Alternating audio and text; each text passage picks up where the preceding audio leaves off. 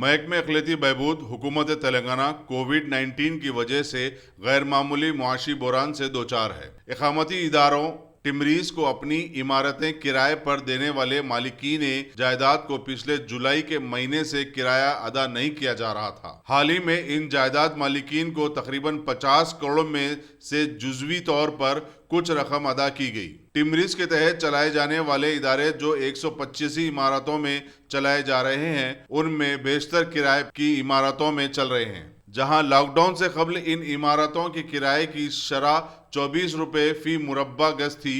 Lock down کے بعد rationalisation کے نام پر اب یہ شرح صرف 18 روپے فی مربع گز کر دی گئی ہے، جو کہ چند مالکین کو قبول نہیں ہے اور وہ لیز کی میعاد کو مزید بڑھانا نہیں چاہتے ہیں۔ مگر معتمد ٹمریز بی شفیع اللہ اس بات سے خوش ہیں کہ وہ اس اقدام سے ماہانہ کرائے میں 1 کروڑ روپے کی بچت کر پائیں گے۔ صدر بزم رحمت عالم ایم اے مجیب ایڈوکیٹ کے مطابق اقلیتی اداروں کو محکمہ مال سے اجازت پانے میں دشواری ہو رہی ہے، جس کی وجہ سے کئی اسکیمیں متاثر ہو رہی ہیں۔ اماموں اور مؤذنین کو پچھلے کئی ماہ سے اعزازیہ موصول نہیں ہوا۔ اقلیتی مالیاتی کارپوریشن بے روزگاروں کو لون دینے سے قاصر ہے اور شادی مبارک کے عرض گزاروں کو بھی امداد کی حصول کے لیے طویل انتظار کا سامنا ہے۔ دیکھیے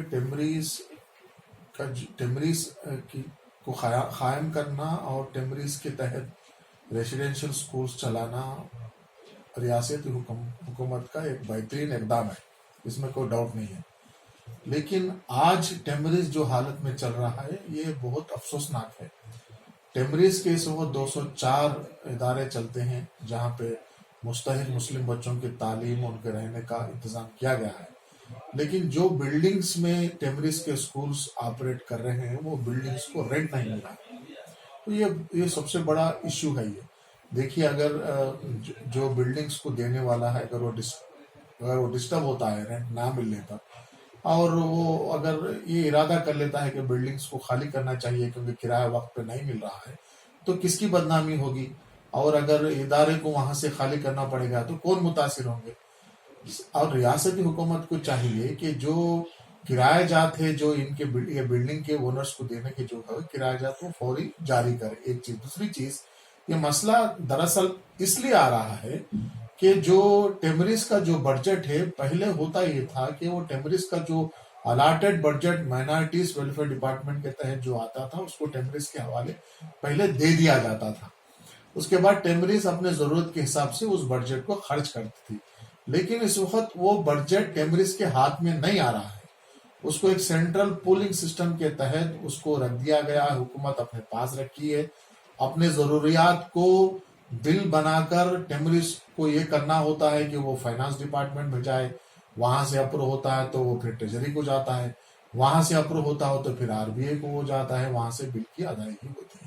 تو یہ ایک لانگ پروسیس ہے اور گورنمنٹ اپنے کنٹرول میں رکھ کے ٹمریز کے ادارے جات کو مختلف مشکلات کا سامنا کرنے پر مجبور کر رہی ہے۔ یہ ختم ہونا چاہیے۔ بات ہے کس کا ہاتھ نہیں، اس سے ہٹ کے میں یہ کہنا چاہتا ہوں کہ دلچسپی لیں، کوئی بھی ذمہ دار ہے، چاہے حکومتی سطح پہ ہو یا مائنارٹی اداروں کے ذمہ دار ہو یا جس کے ذمہ داری کے تحت مائنارٹی ادارے اس وقت آتے ہیں، یا منسٹری ہو مائنارٹیز ویلفیئر، یا نہیں تو CM لیول پر کوئی نہ کوئی اس میں دلچسپی لینا چاہیے۔ تو یہ ایک فرد پہ ڈیپینڈ نہیں ہوتا، شفیع اللہ صاحب کی جگہ کوئی اور آئے تو اچھا ہوتا بول کے نہیں ہے، لیکن جو ٹاپ لیول پہ گورنمنٹ کے جو بیٹھے ہوئے ان کو دیکھنا چاہیے کہ کون سی چیز کہاں رک رہی، یہ بدنامی کو روکا جا سکے، یہ کرنا ضروری ہوتا ہے۔ کل ہند بزم رحمت عالم کی یہی کوشش ہے، جیسا کہ آپ کے ذریعے اور میڈیا کے ذریعے اور عوام کے بیچ میں اس بات کو رکھا جائے اور یہ جو ہمارے اوپر کے جو لوگ بیٹھے ہیں ان تک ہماری بات کو پہنچایا جا سکے تاکہ یہ جو مسائل کا حل ہو سکے، یہی ہمارا منشا ہے۔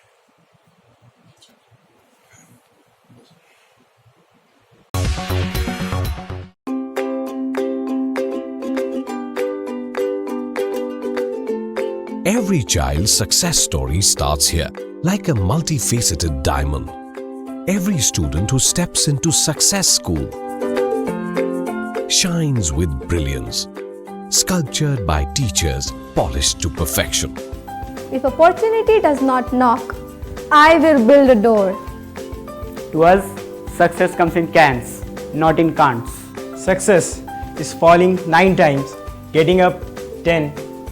Some people dream of success, others put their heart and soul into working for it.